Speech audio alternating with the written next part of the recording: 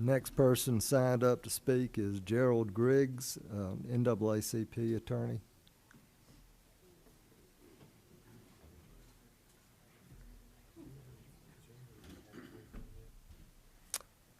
Yes.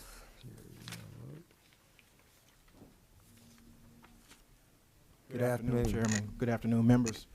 And it's a pleasure to speak again.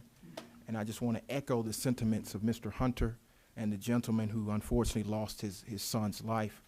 As you know, I represent the NAACP, both the city of Atlanta's branch and the Georgia branch. We don't have to tell you how many members we have, but this is an issue that touches our hearts and our people every single day. And I do know that members of the Prosecuting Council of Georgia are behind me, most of which I respect. Members of law enforcement are behind me, most of which I respect, but this is not about law enforcement. This is not about members of the Prosecuting Council of Georgia.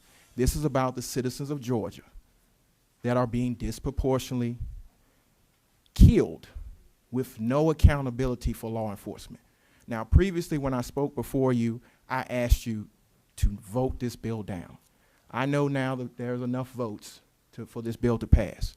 So all I'm asking you as a member of the bar and also a member and the vice president of the NAACP and the chair of the Georgia Criminal Justice Committee of the Georgia NAACP is to add a special prosecutor. It's not going to cost more money. It's not going to take more time, and it's going to at least give some amount of accountability and trust to the system by the people that I represent.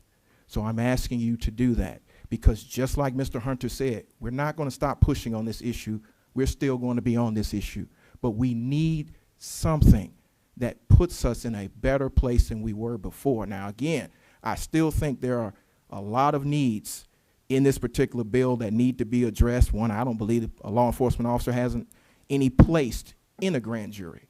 But the appointment of a special prosecutor, and as was just asked by Senator Ford, there's only one person in this room who knows what it's like for the governor to appoint special prosecutors and go through an 8-month trial, and that would be me. I sat through that trial. I know the possibility and the amount of energy that it takes. So if it's truly about protecting Georgians, you will add that special prosecutor and you will pass that amendment. Thank you. No question. Oh, wait, excuse me. We do have a question. Senator Jones? Yes. I would like to address, one of the issues about the accountability issue. Okay, let's say that special prosecutor does get appointed. yes. And it's a metro area, whether Augusta, Atlanta, and a special prosecutor comes from, let's say, a more rural kind of area, and that special prosecutor does not indict. And what's your response to when the persons or people say, well, wait a minute, if they would have been from Metro Atlanta or Metro Augusta, they would have understood more about what was going on and they could have presented a better case.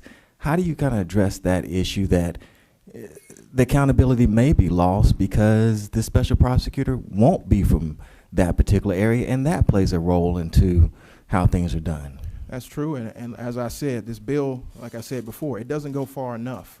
And those are some considerations that we have to make, and hopefully the Prosecuting Council of Georgia would see fit to appoint somebody who understands the dynamics of that particular area, and they are holding themselves accountable. But I don't know. I honestly don't know. But representing the people that I represent, there is a serious distrust, and there needs to be some amount of transparency in this system. Otherwise, we're going to have a really big problem.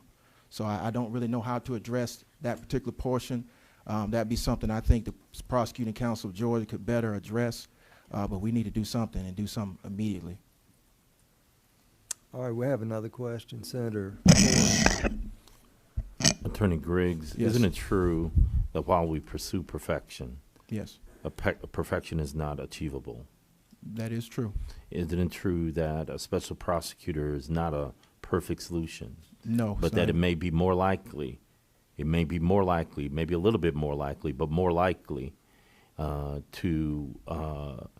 a special prosecutor would be able to function in an atmosphere that is less prejudicial, particularly as far as political pressure is concerned? Yeah, definitely. I think the special prosecutor wouldn't have the same pressures that an elected district attorney may have, considering their close relationship with the law enforcement in that community.